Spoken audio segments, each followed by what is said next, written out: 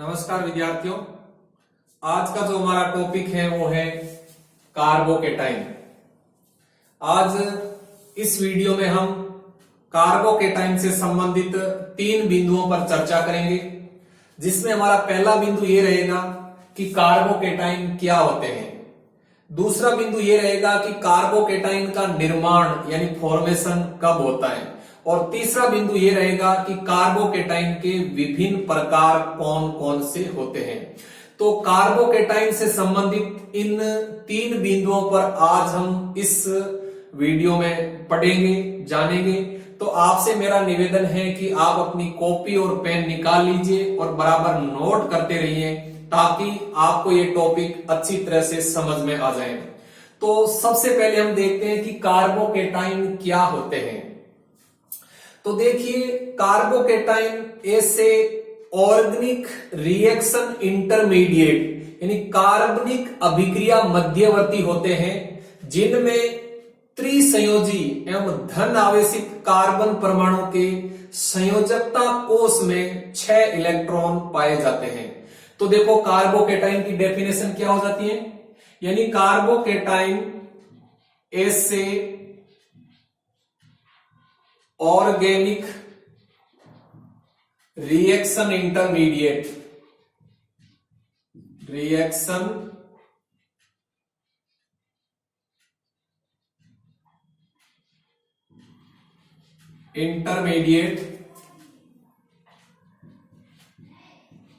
होते हैं, जिनमें त्रिसंयोजी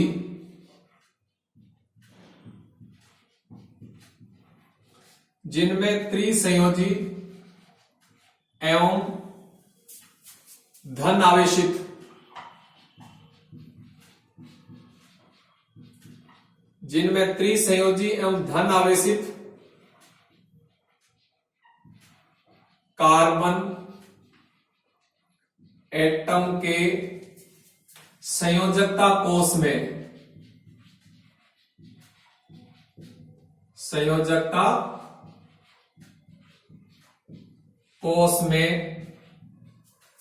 6 इलेक्ट्रॉन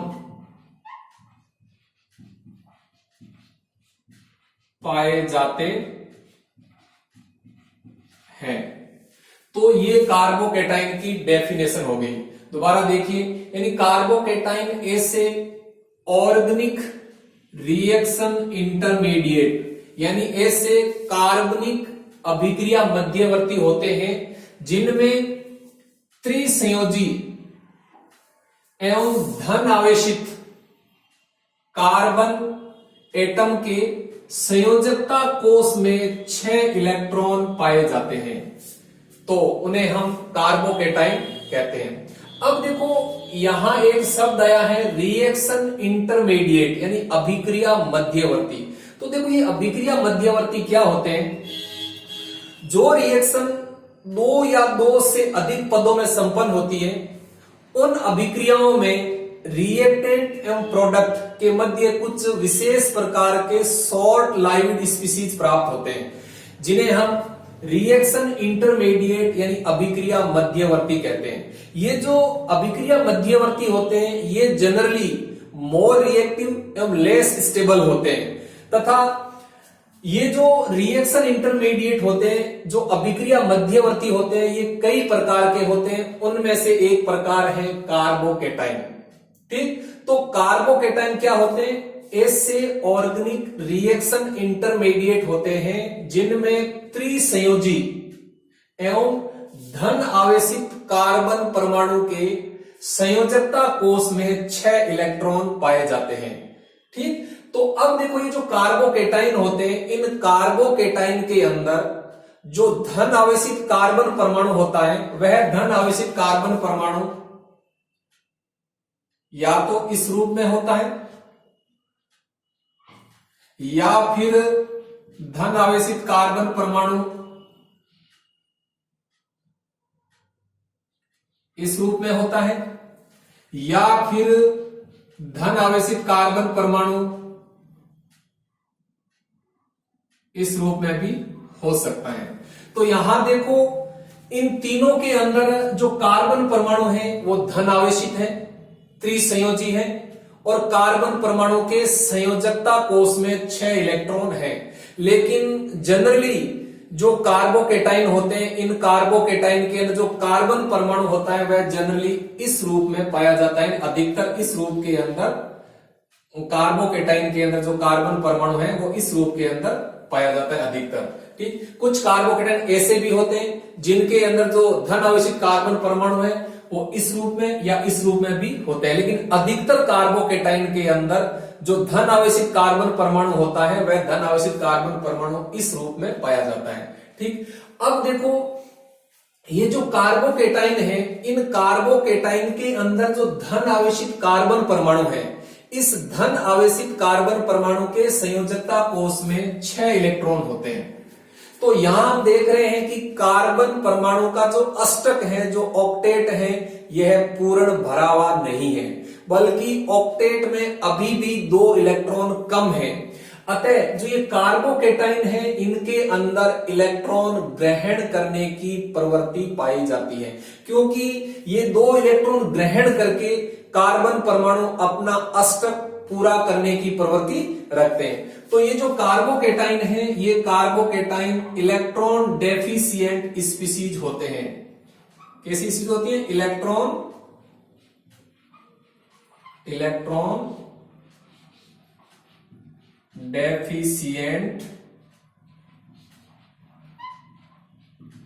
स्पीसीज, यानी जो कार्बोकेटाइन है, ये कार्बोकेटाइन इलेक्ट्रॉन न्यून स्पीसीज होते हैं, और इनके अंदर जो धन आवेशित कार्बन परमाणु होता है, उस धन आवेशित कार्बन परमाणु में इलेक्ट्रॉन ग्रहण करने की प्रवृत्ति पाई जाती है। क्यों? क्योंकि धन आवेशित कार्बन परमाणु का जो अष्टक है वो पूर्ण भरा हुआ नहीं होता है। धन आवेशित कार्बन परमाणु के संयोजकता कोष में 6 इलेक्ट्रॉन पाए जाते हैं, अतः इनके अंदर 2 इलेक्ट्रॉन ग्रहण करने की प्रवृत्ति होती है। अतः ये जो कार्बोकेटाइन है, ये इलेक्ट्रोफाइल की तरह व्यवहार करते हैं। इलेक्ट्रोफाइल यानी लेविस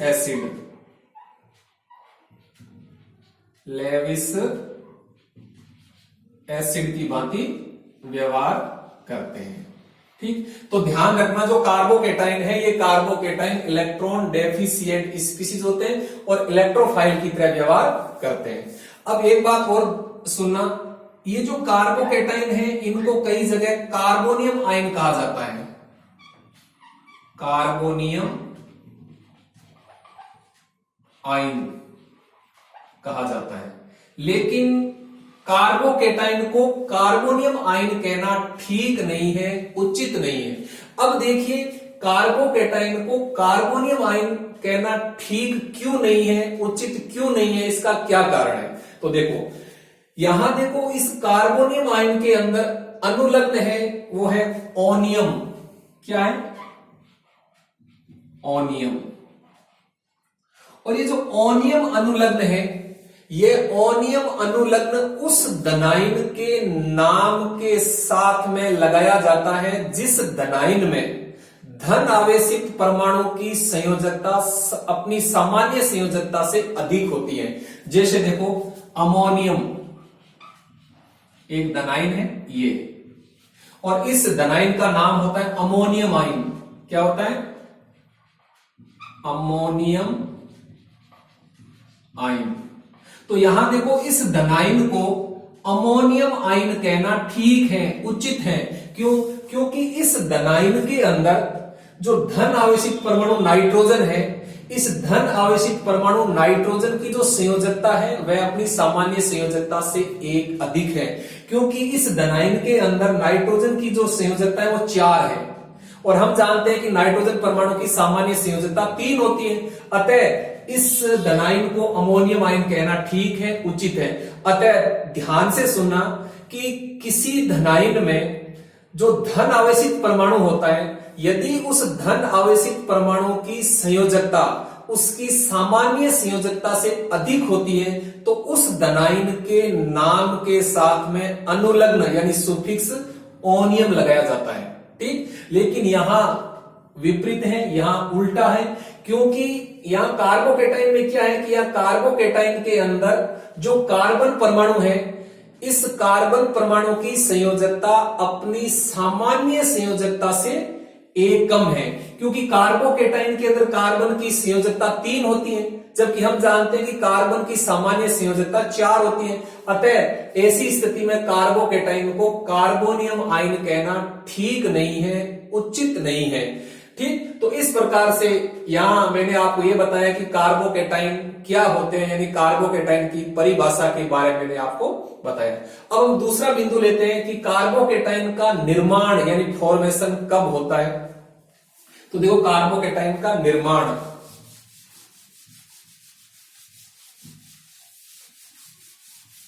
कार्बोकेटाइन का फॉर्मेशन यानी निर्माण कब होता है, इसके बारे में देखते हैं। तो formation of carbocation, formation of carbocation, carbocation का निर्माण। तो देखो, कार्बोकेटाइन का निर्माण कब होता है। तो देखिए, जब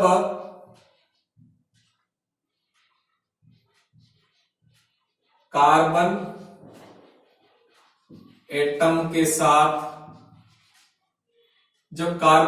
के साथ सहसंयोजी बंध से बंधित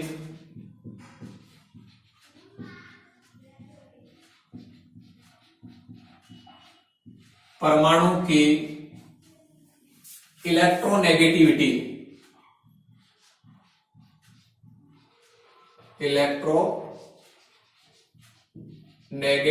यानी विद्युत ऋणता, जब कार्बन एटम के साथ सहसंयोजी बंध से बंधित परमाणु की विद्युत ऋणता यानी इलेक्ट्रोनेगेटिविटी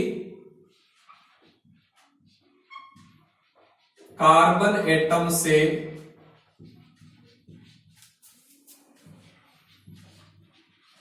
अधिक होती है, तो ऐसी स्थिति में जब पोलर सॉल्वेंट की उपस्थिति में जब पोलर सॉल्वेंट की उपस्थिति में कोवेलेंट यानी सहसंयोजी बंध यानी कोवेलेंट बॉन्ड का हेटेरोलाइटिक फिजन होता है, तब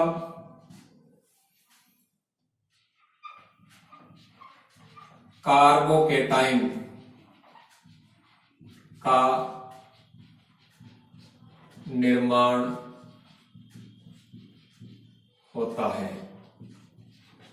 तो देखो, यहां मैंने आपको क्या बताया है कि कार्बोकेटाइन का निर्माण कब होता है।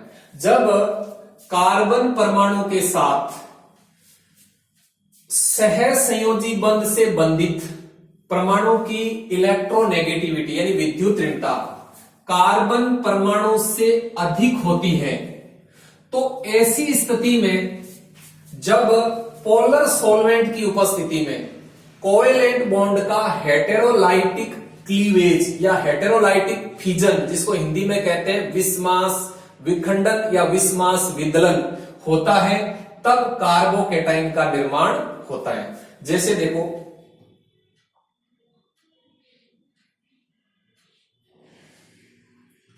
ये बंध है कार्बन और एक्स के बीच में। यहां देखो, कार्बन की तुलना में एक्स की विद्युत ऋणता अधिक है, यानी कार्बन की तुलना में एक्स की इलेक्ट्रोनेगेटिविटी अधिक है। तो पोलर सॉल्वेंट की उपस्थिति में पोलर सॉल्वेंट की उपस्थिति में जब इस कोवेलेंट बॉन्ड का हेटेरोलाइटिक फिजन यानी हेटेरोलाइटिक क्लीवेज यानी विस्मास विदलन यानी विस्मास विखंडन होगा तो कार्बोकेटाइन का निर्माण होगा। तब क्या होगा कि जब इस बॉन्ड का हेटेरोलाइटिक क्लीवेज होगा यानी हेटेरोलाइटिक फिजन होगा तो इस बॉन्ड के दोनों इलेक्ट्रॉन उस परमाणु की तरफ चले जाते हैं जिसकी इलेक्ट्रोनेगेटिविटी अधिक होती है। और यहां मैं आपको बता रहा हूं कि जो X की विद्युत ऋणता है वो कार्बन से अधिक है, तो इस बंध के दोनों इलेक्ट्रॉन X की तरफ चले जाएंगे, ठीक, जिससे X के ऊपर ऋण आवेश और इस कार्बन के ऊपर धन आवेश आ जाता है। इस तरह से देखो ये, और यहां बन जाता है X नेगेटिव, तो इसको हम बोलते हैं कार्बोकेटाइन। तो इस प्रकार से जो विभिन्न प्रकार की ऑर्गेनिक रिएक्शंस होती हैं उनके अंदर जब कोवेलेंट बॉन्ड का हेटेरोलाइटिक फिजन होता है तब कार्बोकेटाइन का निर्माण होता है। तो बहुत सारी ऑर्गेनिक रिएक्शंस ऐसी होती हैं जिनमें इंटरमीडिएट के रूप में कार्बोकेटाइन का निर्माण होता है, ठीक। तो ये हो गया कार्बोकेटाइन का निर्माण यानी कार्बोकेटाइन का फॉर्मेशन कब होता है, किस प्रकार से होता है। अब हम तीसरा बिंदु लेते हैं कि कार्बोकेटाइन के विभिन्न प्रकार कौन कौन से होते हैं।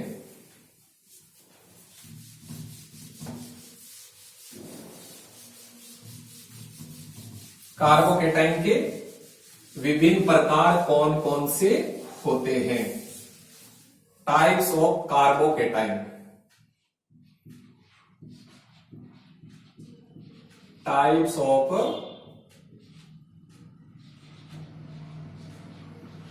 कार्बोकेटाइन।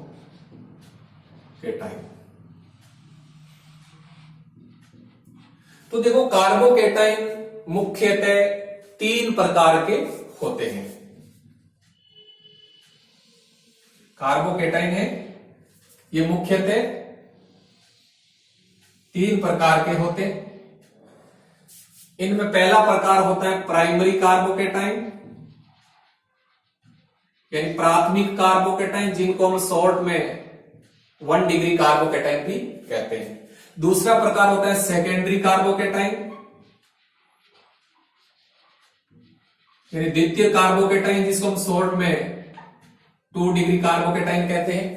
और जो तीसरा प्रकार होता है वो होता है टर्सरी कार्बोकेटाइन। टर्सरी कार्बोकेटाइन यानी तृतीय कार्बोकेटाइन, को संक्षेप में 3 डिग्री कार्बोकेटाइन कहते हैं।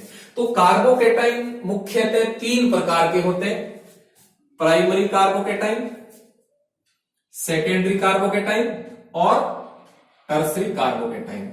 अब देखो सबसे मेन बात यह होती है कि हम इनकी पहचान कैसे करेंगे कि कौन सा कार्बोकेटाइन प्राइमरी होता है, कौन सा सेकेंडरी होता है और कौन सा टर्सरी होता है। तो देखो प्राइमरी कार्बोकेटाइन क्या होता है। प्राइमरी कार्बोकेटाइन ऐसे कार्बोकेटाइन होते हैं जिनमें धन आवेशित कार्बन परमाणु आगे सीधा किसी एक कार्बन परमाणु से जुड़ा होता है, यानी ऐसे कार्बोकेटाइन जिनमें उपस्थित धन आवेशित कार्बन परमाणु आगे सीधा किसी एक कार्बन परमाणु से जुड़ा होता है। तो ऐसे कार्बोकेटाइन को हम प्राइमरी कार्बोकेटाइन कहते हैं। जैसे देखो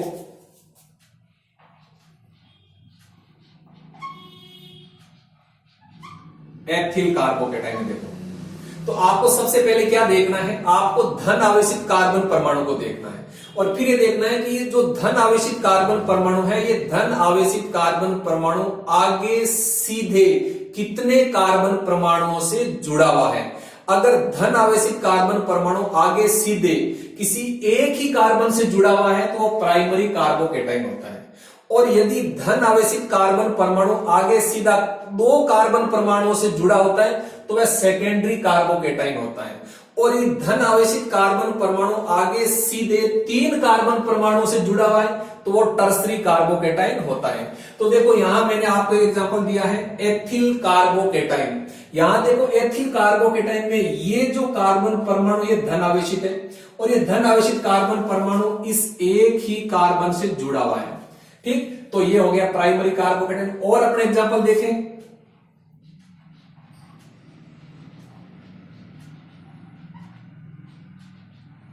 तो ये देखो आइसोब्यूटिल कार्बोकेटाइन।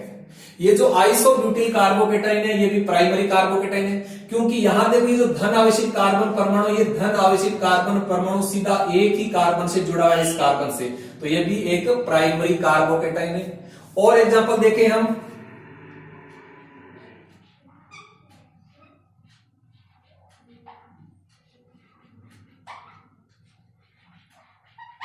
ये देखो नियोपेंटिल कार्बोकेटाइन। ये जो नियोपेंटिल कार्बोकेटाइन है ये भी एक प्राइमरी कार्बोकेटाइन है, क्योंकि इसके अंदर भी जो धन आवेशित कार्बन परमाणु है वो सीधा एक ही कार्बन से जुड़ा हुआ है। ठीक, लेकिन आप ये गलती मत कर देना, कुछ स्टूडेंट क्या करते हैं कि धन आवेशित कार्बन परमाणु जिस कार्बन से जुड़ा हुआ है उस कार्बन को देखते हैं कि वह आगे कितने कार्बन से जुड़ा है। नहीं, ये गलत है।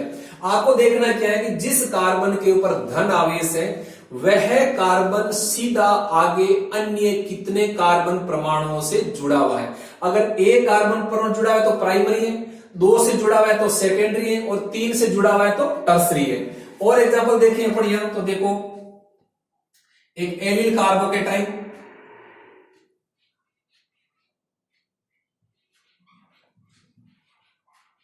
ये एलिल कार्बोकेटाइन, ये भी प्राइमरी कार्बोकेटाइन है, क्योंकि देखो यहां इस कार्बन के ऊपर धन आवेश है और ये धन आवेशित कार्बन परमाणु आगे सीधा एक ही कार्बन से जुड़ा हुआ है, तो ये एलिल कार्बोकेटाइन है जो कि प्राइमरी कार्बोकेटाइन है। और एग्जांपल देखें तो बेंजील कार्बोकेटाइन, ये बेंजील कार्बोकेटाइन होता है, देखो बेंजील कार्बोकेटाइन, ये बेंजील कार्बोकेटाइन भी प्राइमरी कार्बोकेटाइन है, क्योंकि इसमें धन आवेशित कार्बन परमाणु सीधा एक ही कार्बन से जुड़ा हुआ है। तो इसके अलावा और भी बहुत सारे प्राइमरी कार्बोकेटाइन हो सकते हैं, तो एटीसी। ठीक, तो आपको सबसे मेन चीज ये होती है कि आपको पहचानना आना चाहिए कि कौन सा कार्बोकेटाइन प्राइमरी है, कौन सा सेकेंडरी है, कौन सा टर्सरी है। अब हम देखते हैं सेकेंडरी कार्बोकेटाइन। देखो सेकेंडरी कार्बोकेटाइन ऐसे कार्बोकेटाइन होते हैं जिसमें धन आवेशित कार्बन परमाणु आगे सीधा 2 कार्बन परमाणुओं से जुड़ा होता है, तो वो सेकेंडरी कार्बोकेटाइन होते हैं। जैसे देखो इसका सबसे बढ़िया एग्जांपल है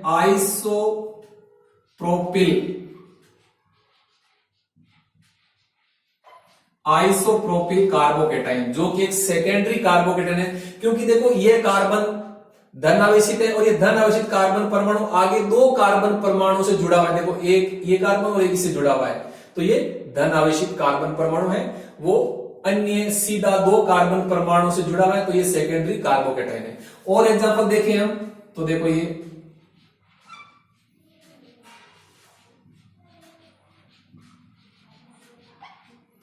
द्वितीयक ब्यूटिल कार्बोकेटाइन, ये भी एक सेकेंडरी कार्बोकेटाइन है। इसके अलावा और भी बहुत सारे एग्जांपल हो सकते हैं, तो एटीसी।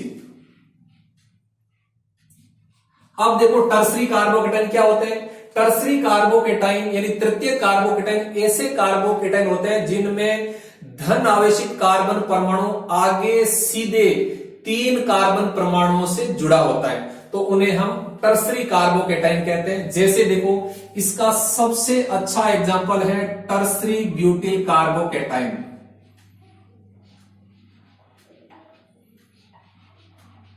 ये देखो टर्सरी ब्यूटिल कार्बोकेटाइन, यहां देखो ये जो धन आवेशित कार्बन परमाणु है ये सीधा 3 कार्बन परमाणु से जुड़ा है, देखो 1 2 3, तो ये तृतीय कार्बोकेटाइन हो गया। और एग्जांपल देखिए हम टर्सरी कार्बोकेटाइन के,